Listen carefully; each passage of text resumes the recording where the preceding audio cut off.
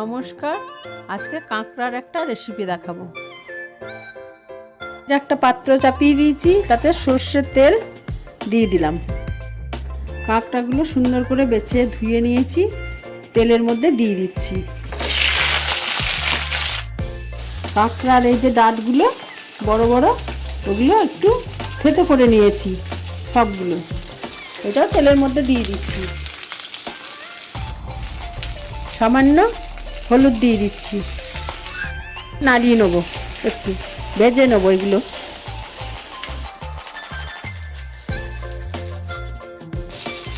সামান্য নুন দিয়ে দিলাম, 3-4 মিনিট ভেজে নিলাম।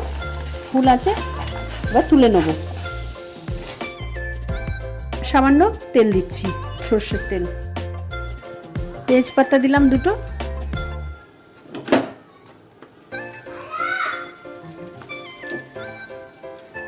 পেঁয়াজ থেতো করা, শিলের মধ্যে থেতো করে নিয়েছি, পেঁয়াজটা দিয়ে দিলাম। 1 চামচ মতো রসুন শিলে বেটে নিয়েছি, দিয়ে দিলাম। কিছুক্ষণ এটা নেড়ে নেবো, কাঁচা গন্ধটা যাওয়া পর্যন্ত।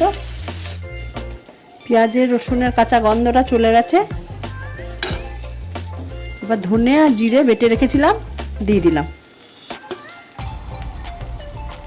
তাতে সামান্য জল দিয়ে দিচ্ছি। মশলাটা কষাতে থাকতে হবে।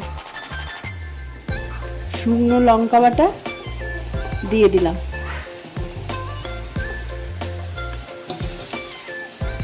সামান্য হলুদ দিয়ে দিলাম।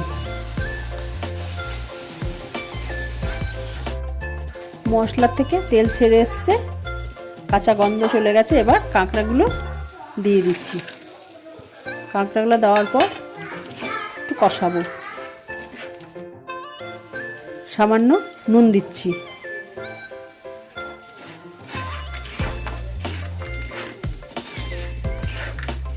কাঁকড়াগুলো দেওয়ার পর 2 থেকে 3 মিনিট কষিয়ে নিলাম।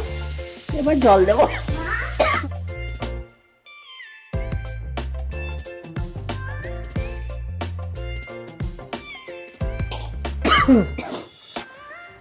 এইটা হচ্ছে আমচুর বাটা, বাড়িতে আমচুর তৈরি করেছি আম থেকে, সেই আমচুর বাটা দিয়ে দিচ্ছি।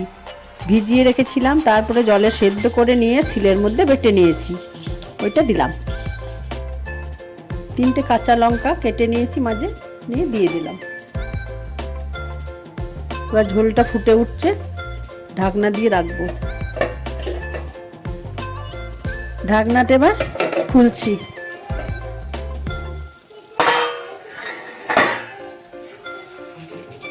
জলটা শুকিয়ে গেছে, গেপি গেপি আছে। একটু নেড়ে নিচ্ছি, এবার হয়ে গেছে। এই যে কাঁকড়া রান্নাটা করলাম, এটা আমার শাশুড়ি মায়ের হাতের রান্না। আমার শাশুড়ি মায়ের কাছের থেকেই আমার শেখা। যেভাবে আমি করলাম রান্নাটা, ওইভাবে রান্না করে আপনারা দেখবেন, খেয়ে দেখবেন কেমন লাগছে।